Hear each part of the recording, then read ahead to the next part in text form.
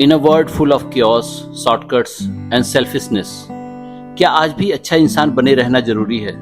नमस्ते दोस्तों, स्वागत है आपका मेडिकर्स पर, जहां हम बात करते हैं जिंदगी के उन सवालों की जिनका जवाब सिर्फ किताबों से ही मिलता है। आज हम रिव्यू करेंगे गुरचरण दास की timeless priceless book the difficulty of being good. ये किताब मेरे प्रिय मित्र डॉक्टर अरविंद सिंह ने मुझे रिकमेंड की थी और उन्होंने कहा था ये किताब जिंदगी बदलने की कैपेबिलिटी रखती है। ये किताब सिर्फ मोरालिटी की बात नहीं करती, ये आपके अंदर की बेचैनी, गिल्ट, कंफ्यूजन और पीस की जंग की बात करती है जो हम लोग किसी न किसी प्रकार से जूझ रहे हैं। सबके अंदर कोई ना कोई गिल्ट होता है, कंफ्यूजन होता है और वो उसी कॉन्फ्लिक्ट में जूझता रहता है। लेट्स डाइव इन, क्योंकि अच्छाई मुश्किल है पर जरूरी भी। तो हम बात करते हैं ऑथर्स पर्सपेक्टिव। गुरचरण दास एक सक्सेसफुल कॉर्पोरेट लीडर हैं, थिंकर हैं। उन्होंने हार्वर्ड से फिलॉसफी की पढ़ाई की, फिर कई सालों तक दुनिया को सक्सेस, फेलियर, इथिक्स और इंसान की डुअलिटी को करीब से देखा। इन दिस बुक वो महाभारत को एक मोरल लेबोरेटरी की तरह यूज करते हैं, जहां हर कैरेक्टर युधिष्ठिर, द्रौपदी, अर्जुन, कर्ण हमें किसी न किसी इथिकल स्ट्रगल में दिखता है, क्योंकि सबका अपना पर्सपेक्टिव है, सबका अपना सत्य है। क्योंकि हमेशा ट्रुथ जो होता है वो रिलेटिव होता है। मेरा सच, आपका सच बहुत अलग हो सकता है। हमें लगेगा हम सच्चे हैं, अगले व्यक्ति को लगता है कि वो सच्चा है, तो वो क्रिएट करता है एक मोरल डिलेमा। ये किताब एक जर्नी है। What is the right thing to do when the truth itself is a complex thing. इस किताब का कोर थीम कॉन्फ्लिक्ट ड्रामा पे बेस्ड है। धर्म क्या है?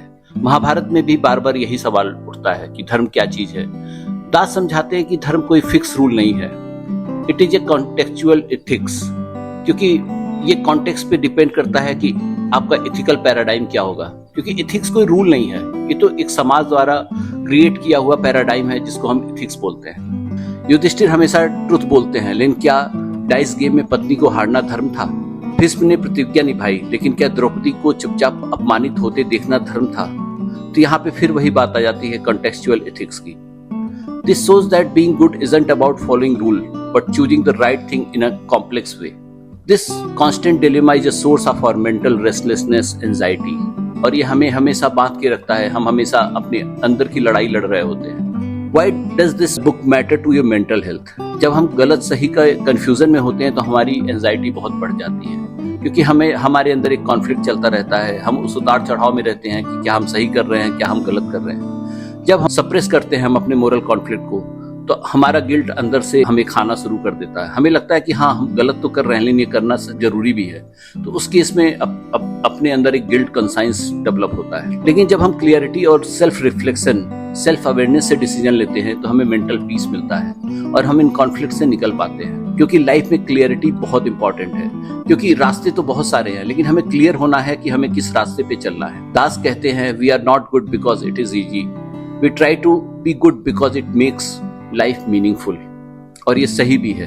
चलिए बात करते हैं इंपॉर्टेंट लर्निंग्स की। इस किताब से हम क्या इंपॉर्टेंट लेसन्स लर्न कर सकते हैं और अपनी लाइफ में इंटीग्रेट कर सकते हैं। पहली बात है, moral clarity leads to emotional strength. Mahabharata सिखाती है कि इमोशनल मैच्योरिटी आती है तब हम जाकर के नैतिक रूप से सोच पाते हैं। क्योंकि हमेशा अगर हम कॉन्फ्लिक्ट में हैं, एक रेस्टलेसनेस में हैं, तो हम अपना एथिकल डिसीजन है वो लेने में हमेशा कंफ्यूज रहेंगे। क्योंकि फिर से मैं वही कहूंगा, दास ने भी बार बार इस किताब में वही समझाया है कि डिलेमा में लिया हुआ डिसीजन सही नहीं होता है और हम उस पे बहुत देर तक अडिग नहीं रह सकते हैं, बहुत देर तक चल नहीं पाते हैं। दूसरा इंपॉर्टेंट लेसन है, inner conflict is normal but needs resolution. हमारे अंदर हमेशा कुछ न कुछ कॉन्फ्लिक्ट चलता ही रहता है, लेकिन कहीं ना कहीं हमें इस कॉन्फ्लिक्ट को रिजॉल्व करना पड़ता है। अब हम बात करें अर्जुना की। अर्जुन ने अपने रिश्तेदारों पे तीर उठाया, अपने रिश्तेदारों को मारा, तो क्या वो इथिकली सही था? क्या उनके अंदर कॉन्फ्लिक्ट नहीं डेवलप हुआ होगा? लेकिन उन्होंने एक अपना एथिकल क्लियरिटी डेवलप की और उन्होंने एक मोरालिटी के लिए और सत्य के लिए, ट्रुथ के लिए उन्होंने लड़ाई लड़ी। गुरचरण दास कहते हैं, doubt is not weakness, it's awareness. हम डाउट करते हैं, चीजों को हम डिफरेंट पर्सपेक्टिव से देखते हैं। तो इसका मतलब ये नहीं कि हम कंफ्यूज हैं, हम वीक हैं।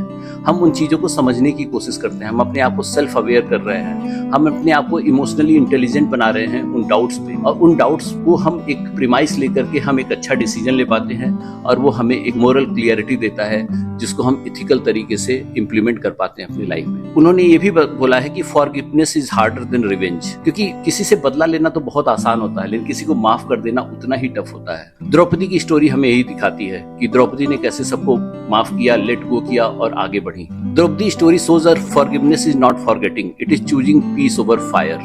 अगर द्रौपदी ने इस मुद्दे को और उछाला होता तो महाभारत का एक नजरिया बदल गया होता, महाभारत एक अलग पर्सपेक्टिव से देखा जाने लगा होता। जैसे कि द्रौपदी महाभारत भी एक इंपॉर्टेंट किताब है, जहाँ पे द्रौपदी का पर्सपेक्टिव दिखाया गया है कि महाभारत में उनकी क्या सोच थी, उनको कैसे इग्नोर किया गया, कैसे एक पैट्रियार्कल सोसाइटी ने एक फीमेल को सप्रेस किया। अब हम बात करते हैं एक इम्पॉर्टेंट लेसन की, जो है गुडनेस नीड्स करेज। अगर हम बैड हैं तो हमें कोई बहुत ज्यादा करेज की जरूरत नहीं, हम कोई बुरा काम कर रहे हैं तो हम कर जाते हैं, लेकिन कुछ अच्छा काम करने के लिए हमारे अंदर एक करेजियस क्वालिटी होनी चाहिए, तभी हम अच्छा काम कर सकते हैं। Power corrupts without ethics. अगर हमारे पास पावर है और एथिकल वैल्यूज नहीं है तो सर्टेनली वो सिस्टम और हम खुद एक करप्शन की जाल में फंस जाएंगे, जो कि एक विशियस साइकिल है। भीष्म, दुर्योधन, शकुनी सब पावरफुल थे, लेकिन उनके पास कंपैशन, एथिकल पैराडाइम नहीं था, इसीलिए वो शायद सेना होने के बाद भी, ताकत होने के बाद भी वो हार गए।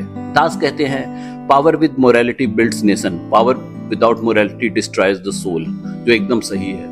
क्योंकि हम अगर बिना मोरालिटी के चलेंगे तो हम अपने आप को भी बर्बाद करेंगे और अपने आसपास के लोगों को भी हम समझ नहीं पाएंगे और उनको भी एक अच्छा रास्ता नहीं दिखा पाएंगे। इवन वर्क प्लेस पे भी अगर हम इथिकल नहीं है, अपनी मोरल वैल्यूज को नहीं हम फॉलो कर रहे हैं, तो सर्टेनली हम वर्क प्लेस पे भी अच्छा नहीं कर पाएंगे। वहाँ पे भी हमेशा स्टेट ऑफ कॉन्फ्लिक्ट रहेगा, आपके अपने सबऑर्डिनेट्स के साथ, अपने बॉसेस के साथ कभी भी एक अच्छा रिलेशन, वर्क लाइफ रिलेशन नहीं बन पाएगा। अब हम इसको रिलेट करते हैं रियल लाइफ से। क्या आपने कभी सोचा है कि आप किसी को हर्ट तो नहीं कर रहे हैं, और हर्ट कर रहे हैं तो आप हर्ट करके क्या आप साइलेंट हैं? तो फिर वही आती है, वर्क लाइफ में आपने क्या कॉम्प्रोमाइज किया, एथिक्स पे क्या आपने काम किया, क्या आप केवल सर्वाइवल के लिए ये सब दिखा रहे हैं या आप सही में एथिकल हैं?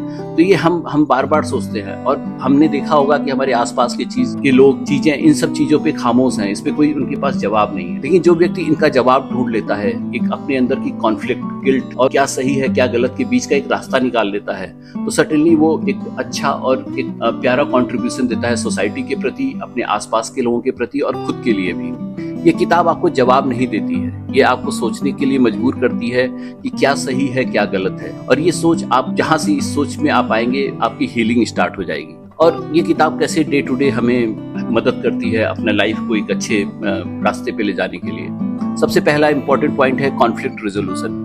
एथिकल अंडरस्टैंडिंग से हम अपने रिलेशनशिप और आसपास की दुनिया को अच्छे से मैच्योरली हैंडल कर पाते हैं, क्योंकि जब हम खुद ही कंफ्यूज हैं तो आसपास के लोगों को हम क्या समझाएंगे, क्या उनसे हम कोई लर्निंग लेंगे, क्योंकि हमेशा हमारे अंदर कॉन्फ्लिक्ट चलेगा और हम कभी हीलिंग पोजीशन पे नहीं रहेंगे, जो हमें एक हमेशा डाउट में रखेगा, हमेशा कंफ्यूजन में रखेगा। किताब हमें लेस ओवर थिंकिंग की सलाह देती है। जब हम मोरालिटी पे कॉन्फिडेंट होते हैं तो डिसीजन बहुत आसान हो जाता है। जब हम मोरल नहीं होते हैं, हमारे अंदर एक कॉन्फ्लिक्ट वाला थॉट होता है, तो हम कंफ्यूज रहते हैं, हम अपने डिसीजंस लेने में बहुत टाइम लगाते हैं और कई बार होता है कि हम डिसीजंस भी गलत लेते हैं। किताब हमें रियल सेल्फ एस्टीम के बारे में बताती है कि अच्छे इंसान होने की कोशिश में ही आप अपने आप को सेल्फ रिस्पेक्टेबल बनाते हैं और आपकी थॉट प्रोसेस डीप बनती है। अब बात करते हैं कि बीइंग गुड इज डिफिकल्ट, पर यही स्ट्रगल हमारे सोल की इवोल्यूशन है। अच्छा बने रहना एक कांस्टेंट प्रोसेस है, क्योंकि हम अच्छे अगर बने रहते हैं, ये करेजियस प्रोसेस है। जो चीज अनइथिकल है, जो चीज हमें बहुत आसान लगती है, वो चीजें आसानी से हो जाती हैं, लेकिन वो क्या इथिकल है या इथिकल नहीं है वो हमें सोचना पड़ेगा।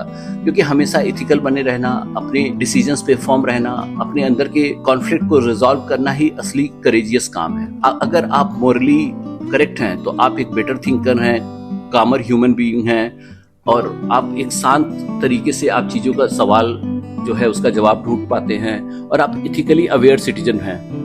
अगर ऐसा नहीं है तो आप शायद उस पैमाने पे उतर नहीं पाएंगे, क्योंकि मोरालिटी इस समाज के इवोल्यूशन का कोर पिलर है। क्योंकि आप अगर मोरल नहीं है, इथिकल नहीं है, तो सर्टेनली आप कुछ ना कुछ गलत डिसीजन लेंगे, करप्शन में पड़ेंगे, अपने आसपास के लोगों को आप अच्छा एक एडवाइस नहीं कर पाएंगे। क्या होता है कि हम किसी को खुश करने के लिए उसके हिसाब से बातें करते हैं, लेकिन क्या वो मोरली करेक्ट है? इस पे हमें जरूर सोचना चाहिए कि हम अगर किसी को मोरली करेक्ट, इथिकली करेक्ट और सही में किसी को एडवाइस कर रहे हैं, तो क्या वो एडवाइस सही है, या फिर हम अपने किसी थॉट प्रोसेस में उलझे हैं और उस व्यक्ति को भी उलझा रहे हैं। Moral clarity is the first step towards mental peace.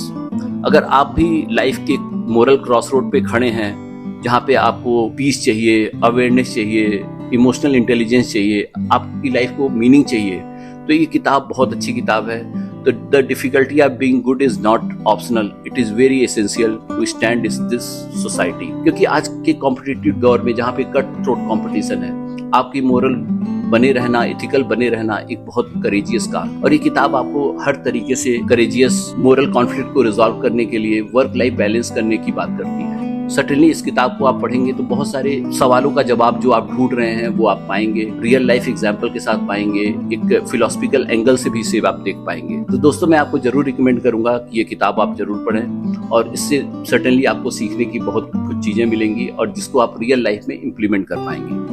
तो दोस्तों अगर आपको ये बुक रिव्यू पसंद आया हो तो मेरे चैनल मेडिकर्स को प्लीज सब्सक्राइब करें, लाइक करें और कमेंट करके बताएं कि आपको मेरा रिव्यू कैसा लगा। और प्लीज आप अपने दोस्तों, रिलेटिव्स के साथ ये वीडियो शेयर करें जो इस मोरल क्रॉस रोड पे खड़े हैं, डिलेमा में खड़े हैं कि हमें क्या करना है क्या नहीं करना है। तो सर्टेनली उनको एक कसमकस से बाहर आने का मौका मिलेगा, अपने लाइफ में कुछ अच्छी लेसन्स को इम्प्लीमेंट करने का मौका मिलेगा। तो दोस्तों थैंक यू वेरी मच और मिलते हैं अच्छी एक बेहतरीन मोटिवेशनल किताब के रिव्यू के साथ। Thank you very much.